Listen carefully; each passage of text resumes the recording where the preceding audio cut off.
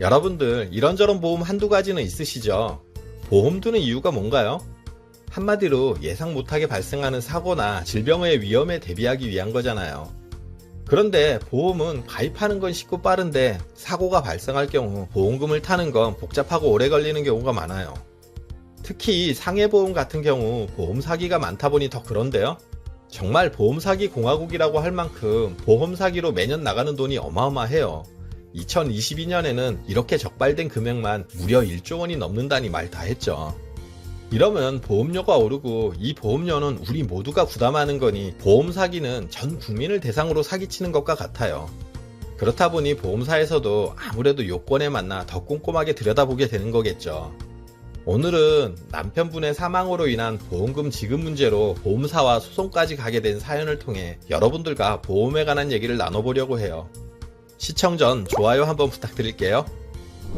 안녕하세요. 알아두면 삶이 힘이 되는 채널 매일 3분입니다. 차량 운전을 직업으로 하는 60대 남성인 A씨는 술을 무척이나 좋아했는데요. 그렇다 보니 매일 빼먹지 않고 술을 마시는 편이었어요.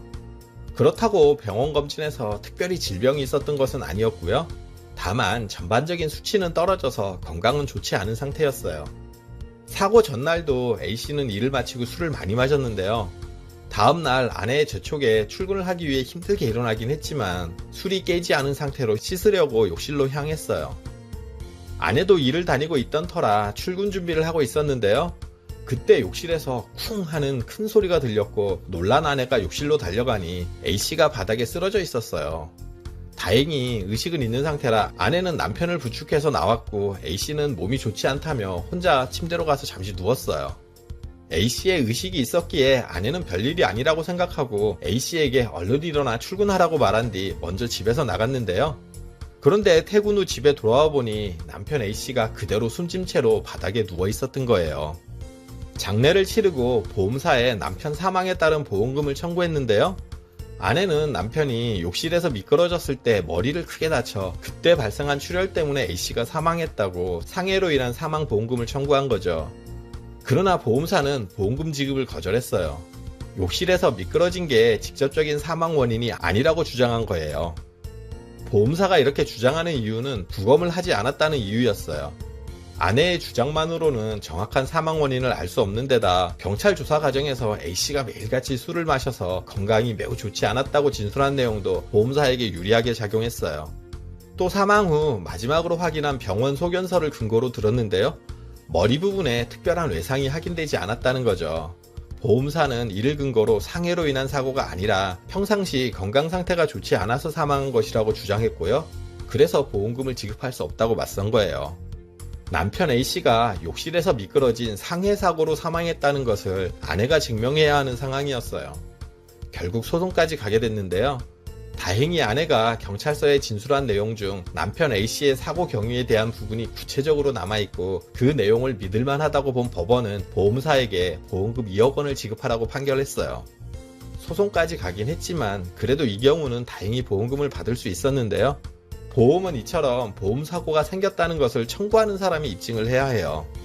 저도 얼마 전까지 어깨가 아파 오십견으로 물리치료를 받으러 한동안 병원에 다녔거든요. 그래서 이때 나온 비용을 실손보험으로 청구했는데요. 이때 보험사에 병원의 소견서와 진료비 내역서 등을 발급받아 제출했어요. 보험사고인 오십견으로 치료를 받고 병원비가 발생했다는 사실을 진료비 내역서를 통해서 증명한 거죠. 이처럼 적은 금액인 실손보험조차도 이런 증명 과정을 거쳐야 보험금을 지급받는데요. 상해 사망처럼 보험금이 큰 상황에서 마땅히 증명할 방법이 없을 경우는 문제가 되는 거예요. 상해로 인한 사망은 급격성, 우연성, 외래성이 인정돼야 해요. 급격성은 교통사고나 추락사고처럼 갑자기 일어난 사고를 의미하고요. 우연성은 고의가 아닌 예측할 수 없는 상황에 일어난 사고를 의미해요. 외래성은 사고의 원인이 신체적인 질병이나 체질적 요인이 아닌 외부적 요인에 의한 사고여야 한다는 얘기고요. 사고의 순간이 CCTV나 블랙박스에 확실한 증거로 남아서 확인이 된다면 문제가 없겠죠.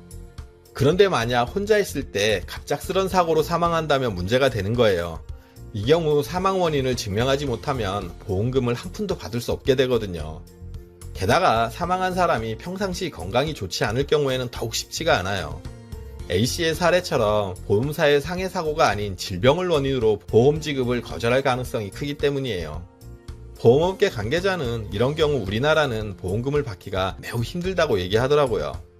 그래서 소송이 벌어지고 또 부검까지 하게 되는 경우가 생기는데요. 다행히 A씨의 경우는 부검까지 가지는 않았지만 이런 소송으로 실제 부검을 한 경우도 꽤 있어요. 그래서 보험적인 부분이 해결되지 않은 경우 바로 장례를 치르지 않고 버티는 일마저 생기는 거죠. 또 한편으로는 우리나라의 정서상 유족들이 부검을 꺼리는 분위기도 있어요. 돌아가신 분의 몸에 칼을 댄다는 거에 부담을 느끼는 분들이 많은 거죠. 안타깝긴 하지만 그래도 정확한 사망 원인 파악을 위해서는 부검을 해서라도 확인하는 것이 필요하지 않을까 싶어요. 이 사연을 접하고 제가 아내에게 만약 나한테 이런 일이 생겨서 보험적인 문제가 생기면 부담 갖지 말고 부검해도 된다고 얘기를 했는데요. 보험이라곤 실손보험밖에 없어서 그럴 일 없다고 아내가 한마디 하더라고요. 지금까지 보험금 지급에 관해 여러분들과 얘기를 나눴는데요. 아무래도 나이가 들수록 건강이 나빠지면서 이런저런 상해 사고가 더 많이 발생하게 돼요. 실제 보험료 통계를 봐도 나이가 들수록 상해 사고가 늘어나면서 보험료가 많이 높아지는 것으로 나타났어요. 그러니 평상시 건강에 신경을 쓰셔서 이런 사고를 미리 예방하는 게 최선이겠죠. 여러분들의 건강을 응원할게요.